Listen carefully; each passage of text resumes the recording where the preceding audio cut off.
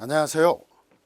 이렇게 동영상으로 진도별 모의고사 첫 회를 찾아뵙게 되었습니다. 먼저 이렇게 전국적인 코로나 이런 사태에서 경찰관 분들께서 가장 많이 힘을 써주시고 현장에서 고생하시는 분들 중에 하나라는 걸 잘 알고 있습니다.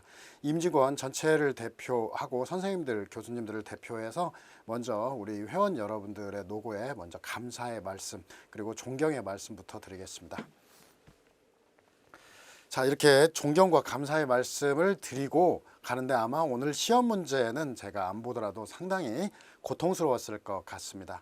바로 최근에 시험 문제에 대해서 난이도를 상승하겠다라는 얘기가 계속해서 올라오고 있어요.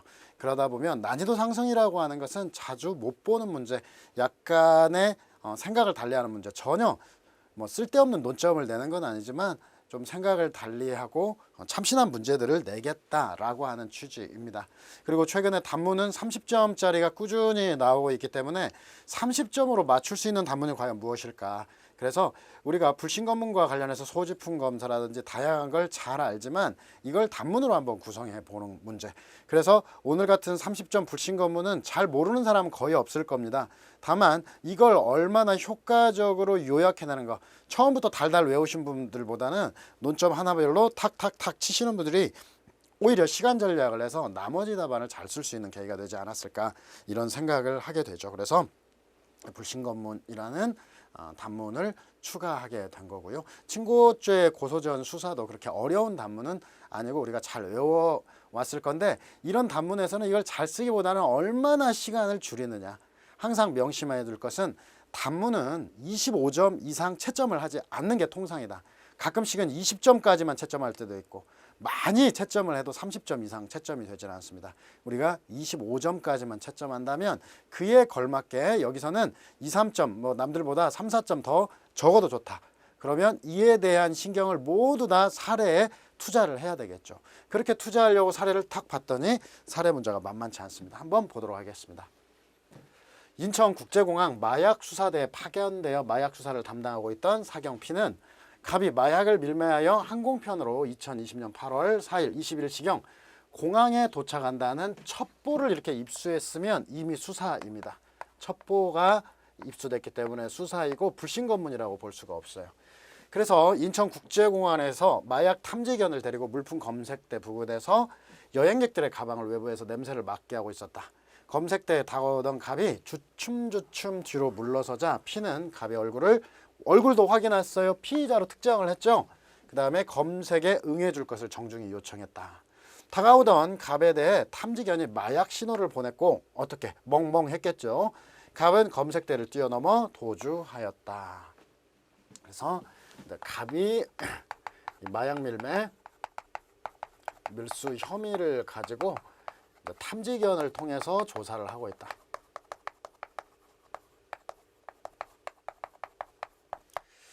그 다음에 이렇게 해서 탐지견이 반응을 보이자 이제 갑이 도주를 했고요. 피는 갑을 추격하여 제압하던 직후 마약류 관리에 관한 법률 위반죄로 긴급 체포를 했어요.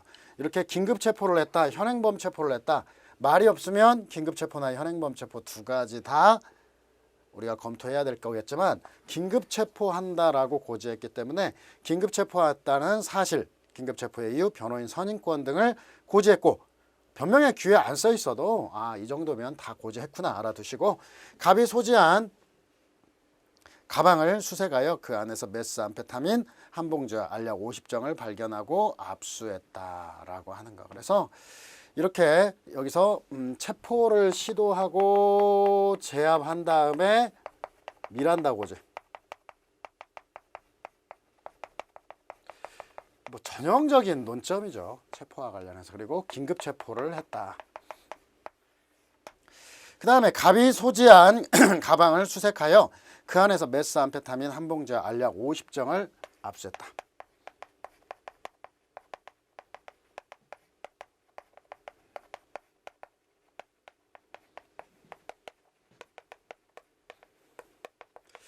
시간 자체도 항상 봐야 되니까 2020년 8월 4일 21시 이후에요.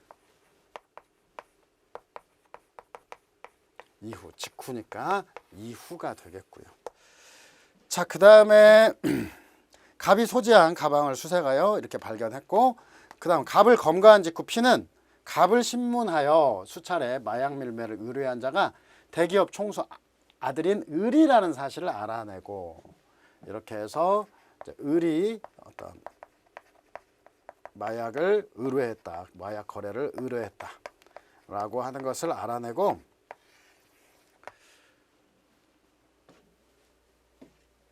갑의 자발적인 협조 아래 갑으로 하여금 을에게 전화를 걸어 종각역 사물함 B50번에 마약을 넣어둘 테니 현금 2천만 원을 넣고 가져가라고 했다라고 하는 거. 여기서 마약 거래를 의도한 자라고 했고, 갑의 협조를 얻어서 여러분들이 이게 함정 수사예요. 함정 수사를 한 거죠. 저기 지하철 거기에다가 사물함에다가 집어넣어라. 그래서 피는 가짜 마약 봉투를 사물함에 넣어두고 잠복한 상태로 을을 기다리고 있었던 마, 을이 갑과 약속한 시간인 8월 5일 11시경 8월 5일 11시경 이제 을이 사물함에다가 돈을 집어넣고 마약을 꺼내려는 순간, 을이 돈을 넣은 직후 피는 신분을 밝히고 나 어디 소속 누구입니다. 동료 경찰관들과 을을 체포하려 했는데, 피는 도주하는 을을 약 500여 미터 추격해서 국가정보학원, 현장 시험 보는 학원입니다. 그래서 국가정보학원에 을이 숨어들자 피해서 이제 국가정보학원 500m가 떨어졌고, 정보학원에서 이제 수색을 했고, 원래는 이제 이와 관련해서 체포 현장에서 피의자 수색이라고 하는 게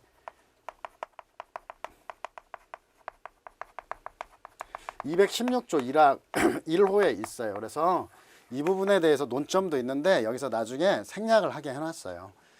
수색한 끝에 을을 발견하고 적법하게 긴급 체포했다. 그래서 긴급 체포도 여기서 적법하게 긴급 체포를 했어요.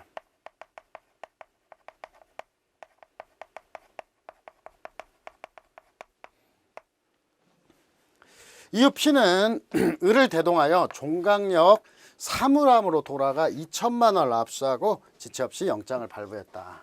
그래서 사물함에 돌아가서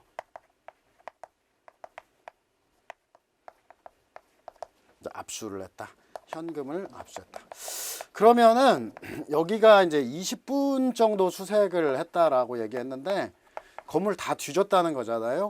근데 이거 계산해 보면은 500m 돌아가는데 한 1, 2분, 뭐 여기서도 몇 분 잡고 함께 천천히 뛰어갔으니까 1, 2분이고 여기로 생각하면 한 30분은 됐을 거예요. 30분을. 그래서 현금을 압수하고 사후영장까지 이렇게 받은 사안입니다. 그래서 일단은 첫 번째 문제를 보면은 탐지견을 활용한 수사의 정당성, 좀 뒤로 가고요. 사실관계가 많이 써 있을 거니까 탐지견 수사 이전에 바로 이 체포와 압수의 적법성부터 먼저 돌아가 보겠습니다. 그래서 문제 2번부터 보겠습니다. 문제 2번은 피는 갑으로부터 메스암피타민과 알약 50정을 압수한 직후 지체 없이 검사를 통해 영장을 발부받은 바 있는데, 그런데 국과수의 감정 결과 알약 50정은 가짜 발기부전 치료제임이 밝혀졌다. 피는 갑에 대한 긴급 체포와 메스암페타민과 알약 50정에 대한 압수, 긴급 체포 하나 물어봤고 메스암페타민과 알약 50정에 대한 압수는 적법하냐. 특히나 가짜 발기부전의 밀반입은 관세법 및 상표법 위반죄를 구성한다. 이렇게 체포 현장이라든지 긴급 체포 시 별건을 압수하는 것과 관련해 가지고는 2012년, 2013년 변호사 시험, 2012년에 사법 시험이 관련된 문제가 있어요. 그래서 그 압수의 적법성을 물어봤는데 한번 살펴보도록 하겠습니다. 갑이 마약 밀수 혐의 탐지견 조사했고 도주를 했고 긴급 체포를 했는데, 일단 긴급 체포부터 보면은 설문 2에 대해서 긴급 체포가 적법하기 위해서는 중상 필기인 미란다 원칙을 고지하는 등 적법해야 되는데, 우리가 이제 미리 여기서 위법하다고 때려 놓으면은 뒤에 압수 당연히 위법하니까 긴급 체포는 일단은 적법할 거예요. 그래서 마약류 관리에 관한 법률 기본적으로 돼 있고, 그 다음에 범죄 혐의의 상당성과 관련해 가지고 일단은 반응이 나왔다. 이 반응, 그 탐지견이 짖어서 반응이 나왔고 첩보도 있고, 그 다음에 도주를 한 거, 이런 거에서 범죄 혐의 상당성도 있고요. 그 다음에 체포의 필요성과 긴급성도 도망하니까 인정했을 거고요. 이것은 미란다 원칙의 고지와 관련해서는 미리 고지하는 것이 원칙이나 다른 피의자를 붙들거나 피의자가 저항하는 경우 제압하거나 제압한 이후 지체 없이 고지해야 된다 해서 처리를 해주시면 되겠습니다. 자, 그 다음에 이제 압수에 대한 건데요. 압수와 관련해서는 일단은 메스암페타민 한 봉지와 알약 50정에 대한 거고, 그래서 시간은 21시 이후예요. 그래서 21시 이후, 멀리는 못 도망갔으니까 21시 이후, 일단 야간 시점이겠죠. 그래서 이 압수로 볼 때는 문제점, 이 압수와 관련해서는 영장주의 예외에 대해서 먼저 언급을 하는 거죠. 영장주의 예외는 일단 수사 단계 강제 압수, 강제 압수이니까 수사가 아닌 216조 2항 지우고, 강제가 아닌 218조 임의 제출물 압수 지우고, 압수가 아닌 216조 1항 1호 지우고. 항상 영장주의 예외는 6개 중에서 1개라도 충족하면 적법합니다. 그래서 6개를 모두 다 검토하고, 특히나 6개 검토해서 한 방에 3개를 지우는 게 이거예요. 수사 단계 강제 압수인 바. 이 3가지를 지우고요. 그 다음에 이게 배점이 25점이니까 그만 지워도 괜찮습니다. 조금 더 할 수 있지만 그만 지워도 되고요. 이제 바로 216조 1항 2호부터 할 수 있고 해보도록 하겠습니다. 그래서 216조 1항 2호는 항상 시간, 대상, 장소, 사후영장 이렇게 봐야 되는데, 일단은 몸에 소지한 것을 압수를 한 거잖아요. 그래서 일단 사후영장은 문제에 들어가 있고, 그 다음에 장소는 체포 현장에 맞는 것 같아요.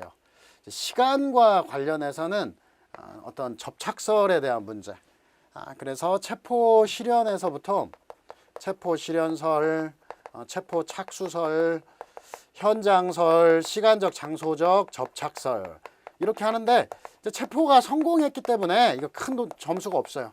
성공해서 최고 큰 단계 충족을 했기 때문에 일단은 어떤 견해든지 요건은 충족합니다. 결국은 이제 또한 이제 한 가지, 야간이라고 하는 문제가 자꾸 걸리는데, 이 야간 집행과 관련해서 220조가 이 문제는 좀 여러분들이 앞에 현장이라든지 기본에서 역으로 216조 1항 2호, 216조 3항 야간도 허용이 된다. 요급 처분이 인정이 되니까 야간도 허용이 된다. 이렇게 이제 흘러가면 될 것 같고요. 그 다음에 대상에 대한 문제가 나오죠. 그래서 좀 216조 1항 2호의 대상물, 216조 1항 2호의 대상과 관련해서 긴급행위설과 부수처분설이 있는데, 부수처분설은 되는 소를 포함한다. 중요한 신체의 자유가 제한되니까 이보다 경미한 신체의 자유 제한이 적법한 이상은 경미한 재산권은 폭넓게 부수처분으로서 특정 범죄와 관련되면 넓게 인정하겠다라고 하는 거고, 긴급행위설은 영장만 제외된다라고 하는 거예요. 그래서 체포 사유로 된 거, 피의 사건과 관련된 거, 사유로 된 물건만 한정하겠다 이렇게 얘기하고, 216조 1항 2호는 영장주의 예외일 뿐이다 라고 얘기하죠. 그래서 영장주의 예외일 뿐이기 때문에 압수의 요건을 완화하는 건 아니고, 그 결과 어떻게 피의 사건과 관련된 거, 그러면 피의 사건과 관련된 일단 메스암페타민은 적법한 거예요. 그러면은 알약은 어떻게 되느냐? 알약 50정. 자, 이 부분도 적법한 걸로 보겠습니다. 바로 이건 과거의 사법시험 기출문제와 유사한 형태로 나오죠. 그래서 알약 50정이라고 하는 것은 체포 당시 원래 외견상으로는 마약은 아니지만 항상 이런 것들은 긴급행위 아니겠냐. 긴급행위라고 하는 것은 사후에 밝혀진 사정이 아니라 체포나 혹은 압수 당시 사정을 기준으로 수사 주체 입장에서 상당한 재량을 해야 되는데 알약 50정에 마약 아님 이렇게 써 있나요? 마약은 마약이라고 써 있는 것도 아니고 체포 당시에 사정에 비추어서 당연히 마약으로 볼 수 있다라고 하는 거예요. 그래서 이게 2012년 사법시험, 2013년 변시에서 이런 논점이 나온 거죠. 그래서 216조 1항 2호는 괜찮다. 216조 3항은 이제 범죄 장소에서 압수인데 범죄의 실행 중 실행 직후 범죄 장소에서 여기는 일반 마약 소지가 아니라 이 마약 거래라고 하는 것에 대해서 실행 중이고요. 그 다음에 여기서 또 나오는 거 앞에와 같은 이유로 메스암페타민뿐 아니라 알약도 마약 거래 실행 중에 포섭을 시킬 수 있어요. 물론 나는 알약 50정은 특정 범죄 실행 중이 아니니까 안 된다라고 해서 빼놔도 놓은 것만 적절하면 점수를 줄 겁니다. 그러나 알약도 포함된다라고 보는 게 정상적인 해석이고 뭐 사후영장도 받았고 그 다음에 긴급성도 있는 것 같고요. 그 다음에 야간이라고 하는 문제 역시도 216조의 경우는 적용이 됩니다. 그리고 이제 217조로 가보면은 217조는 안 돼요. 여기서 이제 길게 쓸 필요가 없고 217조 1항은 지금 배점에 따라서 양이 너무 많으니까 217조 1항은 어떤 긴급 체포된 자에 대해서 24시간 내에 하나여서 압수수색 검증을 할 수 있고 지체 없이 48시간 내에 사후영장을 받아야 되는데 얘는 나머지 뭐 대상물의 문제라든지 긴급체포가 성공했고 24시간 됐고 뭐 대상물의 문제도 뭐 앞에와 똑같다고 보고 사후영장도 받았다고 하지만 이 야간 집행이 제한된다라고 하는 점에서 충족할 수 없다는 거예요. 그래서 결론적으로 이 둘 중에 하나 216조 1항 2호나 216조 3항의 요건을 갖춘 걸로 본다. 물론 216조 3항 요건 난 못 갖췄다 해도 논거만 정확하면 상관없지만 갖춘 걸로 보입니다. 자, 그리고 이제 설문 3번에 피해 을에 대한 수사 및 압수는 적법하냐라고 했는데 수사라고 표현을 해놨어요. 압수는 적법하냐. 그리고 수색을 얘기했어요. 아까 말한 대로 이 수색은 216조 1항 1호로 별도로 검토를 해야 돼요. 체포 현장에서 피의자 수색인데 만약에 문제를 내면은 다 써야 돼요. 이걸 단서를 안 줬으면 피의자 수색에 대한 거. 그 다음 긴급 체포도 만약에 논점이 되면 다 쓸 수 있는데 이것도 하지 말라고 해놨어요. 적법함을 전제하고 서술을 생략하라. 그러면은 여기 있는 체포는 어떻게 돼요? 일단은 을로부터 을에 대한 것을 갑의 진술을 토대로 그 다음에 함정 수사를 했죠. 갑의 협조를 얻어가지고 함정 수사를 했고 그 다음에 긴급 체포를 이만큼 쫓아가가지고 했다 이 말이에요. 긴급 체포를 했고 주간에 했고 그 다음에 긴급 체포를 국가정보학원에서 해가지고 다시 500여 미터를 돌아가서 압수를 했다. 그러면 수사에서 이제 함정 수사가 먼저 나오고 이 함정 수사와 관련해서 객관설, 주관설, 통합설이 있는데 이것은 범위를 유발시킨 게 아니잖아요. 장소만 알아낸 거잖아요.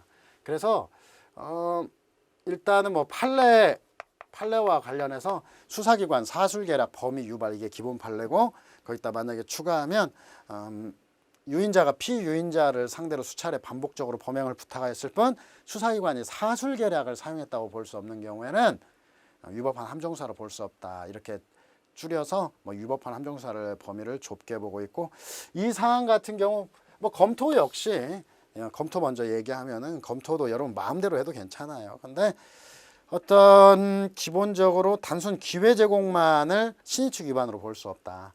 그러나 어떤 범죄의 밀행성이라든지 진흥화 이런 것들을 감안할 때 좀 판례처럼 좀 엄격히 봐야 될 거 아니냐 이렇게 정리를 했어요. 그래서 이 검토로 보고 사안 적용을 해보면은 이 사안은 단순 기회 제공형입니다. 그래서 기회 제공형으로서 이 부분은 적법하고 설령 범위 유발로 볼 수도 없지만 보더라도 사술계략도 쓰인 것도 같지도 않아요. 이런 정도 수사 기법은 허용해야 될 것 같다. 자, 그 다음에 이제 압수로 가서 이제 그래서 이 함정수사는 적법하고 이 압수로 가서도 이제 수사 단계 강제 압수. 항상 여러분들이 이런 영장주의 예외는 언제나 출제가 된다. 3번 중에 적어도 2번은 출제가 된다 생각하고 철저히 대비해야 되죠. 그래서 아파에 같은 이유로 3가지 날리고, 자, 그 다음에 여기에서 보니까 벌써 장소를 이탈해 버렸어요. 여기서는 좀 더 15점이니까 줄여야 돼요. 항상 장소에서부터 체포로 검토를 하라고 했어요. 제가 장첸이라고 해서 장소를 보니까 이 뒤에 돈을 거래한 곳은 어떤 범죄 장소도 아니고 체포 현장도 아니에요. 그래서 이제 뒤에 체포로 가가지고 긴급 체포가 돈이니까 성공한 경우에 있어서 긴급 체포가 성공한 경우, 이 범죄 장소로 볼 수도 있겠네요. 범죄 장소는 마약 거래 장소일 수도 있으니까 일단 체포 현장은 아니라는 거. 체포 현장은 아니고, 그래서 긴급 체포가 성공을 했기 때문에 뭐 장소적 제한이 없다라고 하는 거. 그래서 일단은 사실 범죄 장소, 범행 중, 범행 직후, 범죄 장소에서 긴급을 요한다라고 했을 때 이 부분은 긴급성을 탈락시켜도 좋을 것 같아요. 긴급성을 탈락시켜도 좋을 것 같고, 아니면 범행이 이루어진 직후 한 30여 분이 지났기 때문에 그렇게 보는 거. 범죄 장소에서 그냥 범죄 장소는 맞을 것 같은데 범행 중 어떤 직후의 범죄 장소는 아니다. 이건 여러분들 생각에 따라 다를 수 있을 것도 같아요. 여러분들이. 근데 서술을 해줘도 길게 좀 할 필요는 없어요. 15점짜리니까. 15점에 함정수사가 들어가고 여기에 이 부분을 서술해도 그냥 하나 해놓고 범행 중, 범행 직후, 범죄 장소가 아니다. 목차를 잡았으나 잡지 않으나 거의 비슷하다고 생각을 하면 될 것 같고요. 그래서 217조 1항으로 이제 들어가가지고 여기에서 이제 긴급체포가 성공하고, 그 다음에 24시간 이내에 들어간 것 같아요. 체포한 다음에 500m 정도를 들어간 것 같고, 긴급하죠, 당연히.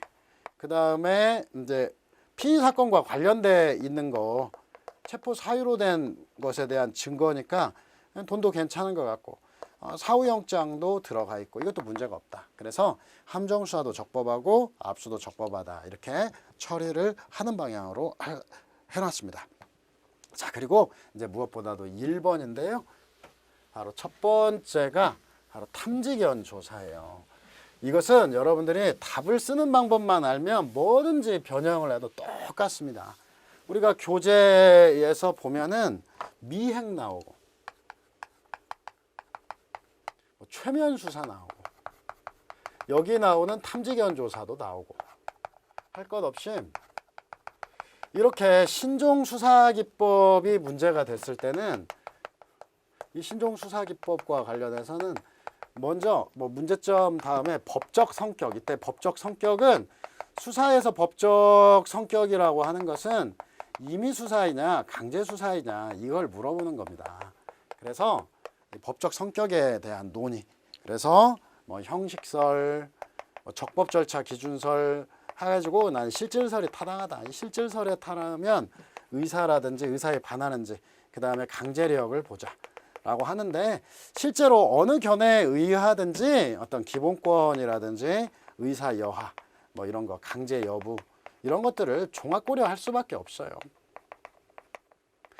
그래서 항상 일반론적으로 의심스러울 때 애매하면은 미행하잖아요. 탐지견 조사하잖아요. 교통사고와 관련해서 목격자에 대해서는 합니다. 근데 피의자에 대해서는 하면 큰일 날 수 있어요. 피의자 하면 안 돼요. 그래서 이렇게 이제 항상 하는 것들은 임의수사로 보내요. 그러면 여기서 이제 검토를 할 때는 일반론으로 검토해요. 일반론. 탐지견 조사라고 하는 것에 일반적으로 볼 때 어떤 마약 등과 관련해서 뭐 압수를 하는 것보다는 경미한 처분이고 직접적인 강제력도 없고 뭐 의사에 반하는 측면이 있겠죠. 그 다음에 출입국 관리와 관련해서 신속한 대처라고 하는 측면. 그래서 일반론으로 쓸 때 임의수사라고 볼 수 있을 것 같고. 그 다음에 이제 세 번째는 이제 정당성과 관련해서는 이렇게 임의수사로 나오는 것들은 임의수사도 수사비례 원칙을 지켜야죠. 강제수사로 나오는 것은 이제 영장주의 예외 비슷한 걸 잡아가지고 영장주의 예외와 어떤 비례 원칙, 기타 어떤 법률에서 요구하는 뭐가 있다면 이걸 함께 서술을 해주면 되겠습니다. 그래서 이 정당성과 관련해서 수사 비례 원칙과 관련해서 이의경량을 한다는 건데 이의경량은 이 사건의 특수성을 얘기를 하는 거예요. 이 사건의 특수성, 이 사건의 어떤 마약이라고 하는 어떤 흉포성이고 어떤 갑이 반응을 좀 하긴 하죠. 반응을 해서 뒤로 물러서고 첩보도 입수해 있고 어떤 신속한 처리라고 하는 거. 그 다음에 정중하게 얘기합니다. 정중하게 이거 특별히 위험성이 없는 거니까 이렇게 정중한 안내, 정중하게 안내를 했다. 그래서 비례 원칙도 준수해서 정당한 거다. 이런 식으로 처리를 해 놓았습니다. 한번 전체적으로 해설 보면서 키워드를 좀 체크해 보도록 하겠습니다. 먼저 혐의를 받는 갑에 대한 마약 탐지견 조사는 수사처분이다. 여러분 이런 게 아니고 그냥 어떤 혐의가 없는데 일반적으로 마약 탐지견으로 조사한다 그러면 불신검문으로 가야 돼요. 비교하게 혐의를 전제로 하지 않는 거, 전제를 하지 않는 어떤 일반 처분, 일반적 형태는 불신검문으로 갑니다. 그러니까 보안경찰 작용이에요. 여러분 처가하고 비슷합니다. 예를 들면은 음주 단속을 하면은 누가 혐의를 가지고 있다는 걸 특정되어 있지 않고 음주 단속을 해요. 그럼 음주 단속까지는 보안 경찰이에요. 근데 그래서 이제 교통검문과 관련해서는 그냥 보안 경찰 작용이다. 근데 특정 혐의를 전제로 누가 신고를 합니다. 저 사람 차 번호 몇 번인 사람이 술 먹고 지금 가게에서 나와서 가더라. 저 사람 음주합니다 하고 하면 그 사람 잡을 때는 수사처분이고요. 또한 보안경찰로 했다 하더라도 처음에는 있는지 아닌지가 몰랐다가 딱 보니까 술을 먹었어. 술을 마셨고 이 사람이 도주를 한다. 그때부터는 수사처분이다. 술을 마신 걸 확인했다. 확인한 다음부터 이 사람 신문하고 피의자 신문하고 하는 것도 그때는 수사처분에 해당하겠습니다. 그래서 일단 혐의를 받는 자에 대한 마약 탐지견 조사는 수사처분이고 그래서 수사의 적법성과 관련해서 정당성, 법적 성격 항상 그 다음에 그 한계 준수, 비례 원칙입니다. 그래서 탐지견 조사의 법적 성격 쓰는 법만 알면 됩니다. 그래서 강제수사의 구별 기준에서 형사소송법의 규정 존부, 형식설, 기본권 침해 여부, 적법 절차 기준설. 그러나 강제력의 행사나 의사 여하는 의사에 반하는지 등을 기준으로 하는 실질설이 타당하고 꼭 여기서 마무리하지 말고 실질설에 따르는 이상 이거 오타 탐지견 조사 최면 수사과에다 붙여놔가지고 제가 그랬습니다. 탐지견 조사와 관련해서는 상대방의 의사에 반하는지 뭐 이런 것들 강제력, 기본권 침해, 동의 이런 것들을 종합 판단해야 된다라고 얘기를 하고요. 그래서 사안과 관련해서 어떤 설문의 탐지견을 사용한 수사는 임의수사로 보자. 일단 상대방의 의사에 반하고 프라이버시를 침해하는 측면이 없지 않지만 신속한 출입국 관리의 필요성, 그 다음에 마약 운반의 어떤 진흥화, 적발의 어려움 이런 걸 할 때는 최저한도의 기본권까지는 침해한 건 아니고 그러면 임의수사인 건 아니냐.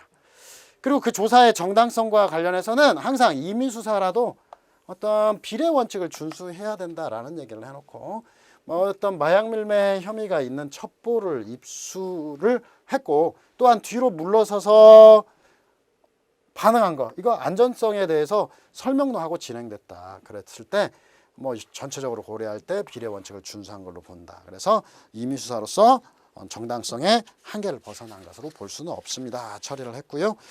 자, 그 다음에 이제 두 번째 문제 마약 탐지견과 관련해서 멍멍 짖으니까 갑자기 도망가는 사람을 긴급 체포한 것부터 이제 시작을 하죠. 그래서 일단 긴급 체포와 압수, 긴급 체포의 요건 절차 영장 없는 압수와 관련해서는 항상 이게 문제점이 이거예요. 영장 없으면 215조가 사전영장주의를 취하고 있기 때문에 영장주의 예외를 갖추지 못하면 위법함을 면할 수 없죠. 그래서 긴급체포의 적법성, 중상, 필긴 아주 간략하게 뭐 여러분 안다고 너무 이거 길게 쓸 필요 없어요. 그 다음에 미란다 원칙 등의 적법 절차를 준수해야 되는데 일단 갑의 범죄는 마약류 관리에 관한 법률 위반죄로 자체 중대하고 범죄 현장에서 발견 또 도주를 하고 있다. 좀 더 길게 쓸 수 있지만 최대한 줄인 거예요. 그 다음에 어떤 마약 탐지견의 어떤 반응, 탐지견 반응, 사전 첩보, 사전에 첩보를 입수했는데 여기까지는 안 되지만 탐지견이 반응까지 했다. 그러면 주관적 혐의가 있는 거고 나머지도 인정이 된다. 또한 미란다 원칙도 원래 사전 고지하는 게 원칙이지만 피의자가 도망이나 저항하는 경우에 지체 없이 고지해야 되는데 그것도 충족한 걸로 보인다고 보면 되겠습니다. 자, 그다음 이제 압수의 적법성과 관련해서 항상 스타트가 이렇습니다. 우리가 어떤 채점을 견고히 하고 교수 출제로 들어갔을 때 문제를 어렵게 내면은 점수 배점이 커져요. 문제를 쉽게 내면은 거의 다 쓰는 거예요. 그럼 시간이 몰리는 거예요. 1박 2일 동안 채점하는데 시간 몰리면 내용 제대로 볼 수 있겠어요? 그냥 양으로 봐가지고 그냥 툭툭 많이 썼네 이 정도 해서 처리를 하는데 문제를 어렵게 내면은 사람들이 많이 못 쓰잖아요. 그러면 세밀하게 채점이 되고 격차가 더 나게 돼요. 그래서 수사 단계에 이루어진 강제 압수다. 그래서 세 가지 216조 1항 1호는 수사 단계가 여기서는 수색이니까 체포 현장에서 사람을 수색하는 거. 216조 2항은 피고인에 대한 구속영장 집행시 기소 이유. 218조는 임의 제출물이죠. 그래서 먼저 216조 1항 2호 이게 가장 중요 쟁점이니까 서술했는데 긴급체포 현장에서 영장 없이 압수할 수 있다. 조문에다가 살짝 이렇게 주어 그 다음에 상황을 집어넣고요. 이 경우에 압수 계속 필요시 지체 없이 48시간 내에 영장을 청구해야 된다. 우리가 시대장으를 잘 생각해서 여러분들에게 그냥 이렇게까지 제가 시대장으로 설명했는데 야간 집행이 요즘에 많이 문제되니까 시대장우야 해가지고 이 시간적 범위에 함께 해주는 것도 좋을 것 같아요. 시대장우야 이렇게. 그래서 먼저 압수는 이미 체포가 이루어진 이후에 행해졌기 때문에 체포 실현설도 줄였어요. 체포설, 체포 착수, 현장, 시간적, 장소적 접착설 어느 견해든지 충족은 된다. 그 다음에 현장을 벗어나지 않았고 사후 영장. 그런데 압수 시간이 21시 이후라는 점에서 야간 집행 제한이 문제될 여지가 있는데 220조는 216조의 경우에는 요급 처분 두 가지. 야간도 되고 어떤 주거주 등의 참여 없어도 무방하다라고 하는 거. 123조 2항. 뭐 이런 두 가지의 것들 125조, 123조 2항에 특례를 두고 있어서 괜찮다. 그러면 결국은 대상물에 대한 건데요. 바로 대상과 관련해서 본질론이 나오죠. 그래서 적법하게 침해된 거. 저거 알약 50정 때문에 그렇습니다. 그래서 부수처분설 어떤 자유권이 적법하게 침해됐기 때문에 경한 처분은 영장 없이 널리 인정하겠다는 거고. 체포하는 자의 안정을 위하여 무기를 빼앗고 증거를 파괴 은닉하는 걸 예방. 영장만 빼겠다는 거예요. 그래서 216조 1항 2호는 영장주의 예외, 영장만 빼고 나머지 요건을 완화하는 거 아니기 때문에 압수의 범위는 피의사건과 관련된 부분 혹은 체포 사유로 된 어떤 물건과 증거물에 한정이 되겠죠. 그렇다면 체포 사유로 된 물건인 메스암페타민 자체는 적법. 그런데 관세법, 상표법 위반과 관련한 알력 50정은 좀 위법한 거 아니냐.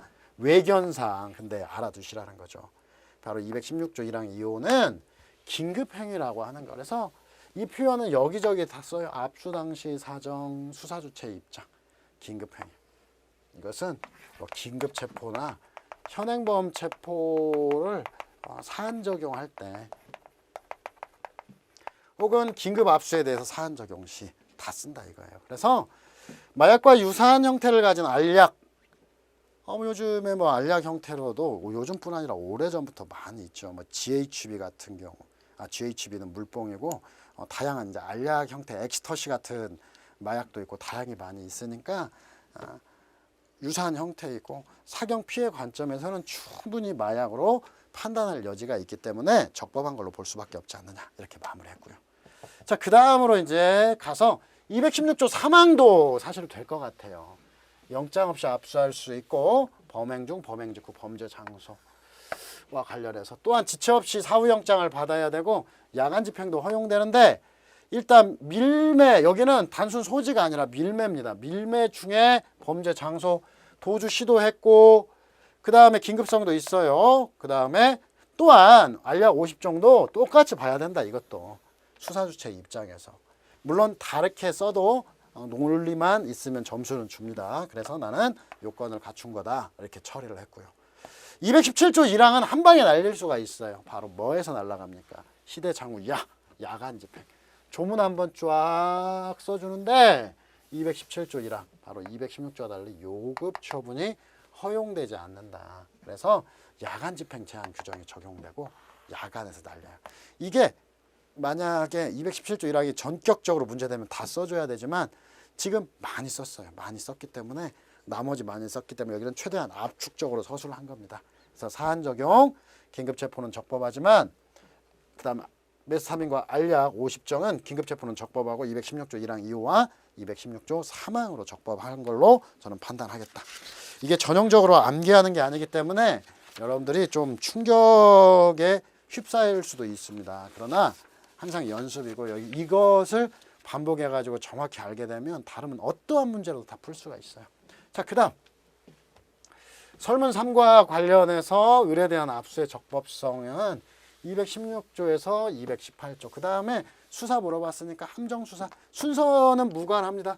순서는 무관한데 저는 그냥 제 스타일상 압수부터 썼어요. 그래서 수사 단계 이루어진 강제 압수로서 3개 지우고 216조 1항 2호, 1호, 216조 2항 218조 지우고 체포장소도 범행 중 이렇게 따로 나눠 써도 됩니다. 범행 중 범행 직후의 범죄 장소는 아니다. 20여 분 이상, 20분 이상이 경과가 됐으니까 국가정보원까지 갔다가 거기서 체포하고 다시 돌아왔기 때문에 직후라고 볼 수는 없어요. 그 다음에 결국 217조 1항으로 가는데 217조 1항과 관련해서 바로 긴급체포된 자가 소유 소지하는 물건에 대해서 24시간 내에 압수수색을 할 수 있고 지체 없이 사후영장. 일단 긴급체포된 자가 소유한 물건도 대상으로 하고 있기 때문에 장소적 제한이 없다는 게 여기서 핵심이죠. 그래서 500m 떨어졌고 또한 나머지 긴급체포도 성공했고 피의사건과 관련된 거고 사후영장 나머지 그냥 쭉쭉쭉 들어가죠. 그래서 이거 요건을 갖춘 걸로 볼 수 있다. 자, 그 다음에 이제 넘어가는 게 함정수사이죠. 그래서 함정수사의 법적 성격 정도는 여러분들이 1점이라고 너무 아깝게 생각하면 안 돼요. 그냥 빼놔도 상관없습니다. 강제수사설, 임의수사설이 있는데 어떤 신의 측에 위배되지 않는 일정 범위 내에서는 임의수사로 허용될 수밖에 없고요. 그 허용 범위와 관련해서 이제 학설, 기회제공형, 함정수사 적법하지만 범위유발령 위법하다는 주관설, 일단 사술계략이 쓴 경우에는 위법하다는 객관설, 즉 유혹 방법을 문제 삼는 거. 세 번째, 범위유발령은 당명인 위법하고 기회제공형은 사술계략이 쓰면 위법하다는 통합설이 있는데 판례는 수사기관 사술계략 범위유발 제일 좋게 봅니다. 이게 범위유발이고 주관설, 이게 사술계략이다. 객관설. 여기가 객관설, 여기가 주관설이면 공통되는 형태. 이것만 써도 일단 됩니다. 수사기관 사술계략 범위유발. 아주 좁게 보는데 뭐 하나 더 이건 이제 플러스 점수로 유인자가 피유인자를 상대로 수차례 반복적으로 범행을 부탁하였을 뿐 바로 사술계략을 사용했다고 볼 수 없는 경우에는 설령 범위가 유발되어도 위법한 함정수사가 아니라고 하는 것 정도. 그래서 검토로 들어가 가지고 여러분들이 검토도 여러분 마음대로 하면 돼요. 단순 기회제공형 신의축 위반은 아니고 다만 범죄의 진흥화, 은밀화를 고려할 때 사술계략이 사용된 것만 위법하지 않겠냐. 그래서 이렇게 협조를 얻어서 이미 범행을 결의하고 실행 중인 을에게 기회만 제공한 경우 위법한 것으로 평가할 수는 없겠다라고 해서 일단 함정수사와 이 현금에 대한 압수는 적법한 걸로 최종적으로 마무리됐습니다. 이렇게 해서 1회 광평을 마치는데 여러분들이 이제 한 가지 알아두셔야 될 게 분명히 명심해야 될 게 있어요. 저희가 진도별 모의고사 객관식을 하고 그 다음에 최근에 OX 강의도 해요. 근데 최근에 시험 추세로 미루어 봤을 때는 주관식만 잘 봐서 합격할 수가 없어요. 2020년도에 시험을 보니까 금평, 수수 거기다가 객관식은 4개 이내, 주관식은 50점 정도가 합격선이라고 하는 거예요. 그러면 사실 매우 치밀하고 163명 중에서 한 100명 이상, 그리고 그 뒤에 또 한 200명이 거의 점수가 비슷비슷해요. 그러면 객관식을 여러분들이 4개 이내로 끊는 건 반드시 전제가 돼야 돼요. 그래서 여러분들이 객관식 아무리 준비를 많이 했다 하더라도 진도별로 좀 끊어서 연습하고, 그 다음에 객관식이라고 하는 것은 사지선다이면 4개를 다 알아야 푸는 문제가 아니에요. 4개 중에 3개는 눈에 보면은 그냥 툭툭 들어오면 나머지 하나 몰라도 점수를 맞을 수 있잖아요. 그래서 객관식은 생각해야 될 문제가 있고 그 다음에 바로 들어와야 될 문제가 있어요. 그래서 생각을 해야 되는 문제, 이 문제에서 생각할 시간은 어떻게, 나머지 문제에서 툭툭 들어와야 돼요. 그리고 결국은 모든 것은 문제 지문이 OX로 구성이 되어 있어요. 그래서 여러분들이 좀 OX라고 하는 것을 좀 신경을 써서 확고하게 OX를 점수를 잘 맞을 수 있게 해야 돼요. 그래서 문제 보면은 40문제 중에서 한 36, 7개는 눈으로 그냥 팍팍팍팍 떨어지게 해서 처리하고, 나머지 3문제는 이제 생각도 해가면서 고민도 해가면서 풀어야 돼요. 근데 이게 고민해가지고 풀면 시간이 부족하죠. 그럼 나중에 가가지고는 그냥 조금만 생각해보면 맞을 수 있는 문제도 못 맞아요. 그래서 저희가 점수를 올리기 위해서 OX 특강이라고 하는 걸 특별히 준비를 했다. 이 점도 여러분들 유념해 주시고, 객관식과 주관식이 함께 가야지 절대 하나라도 놓치면 안 돼요. 그리고 저희가 mp3 파일로 해서 하는 것은, mp3 파일은 이른바 이제 우리가 똑같은 단문을 듣는다고 하더라도 기본적으로 홈페이지 동영상 사이트로 들어가면 핸드폰을 열어야 돼요. 열지 않으면 들을 수가 없죠. 근데 mp3는 핸드폰을 닫아도 들을 수가 있어요. 그래서 습관적으로 계속 들어요. 그러면 단문 외우는 시간은 줄여야 될 거 아니에요. 그리고 최소화해야 될 거 아니에요. 그래서 여러분들에게 지금이라도 습관적으로 단문은 그냥 mp3 파일을 듣는 걸로 해가지고 처리를 좀 하는 것도 아주 좋은 거예요. 그래서 저희가 사실 거금을 들여가지고 이 mp3를 개발을 했으니까 이걸 좀 반복적으로 좀 들어주시고요.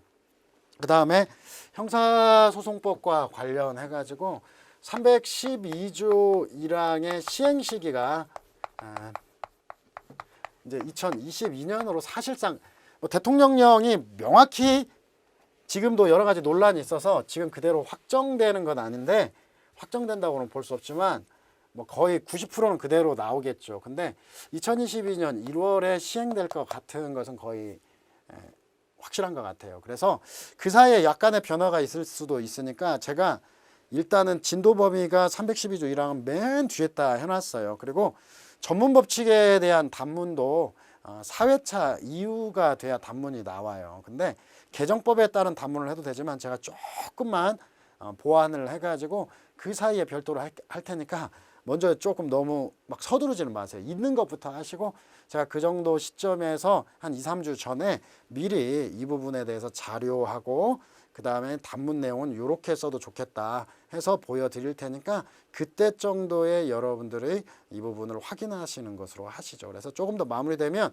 나머지 단문은 1월 1일 날 시행되기 때문에 1월 1일 날 시행되기 때문에 뭐 특별히 바뀌는 것은 없습니다. 312조 1항 하나의 문제, 사례의 논점 하나 정도 연결이 있고, 그 다음에 단문과 관련해서 전문법칙의 단문에서 312조 1항과 312조 4항에 영향을 미쳐요.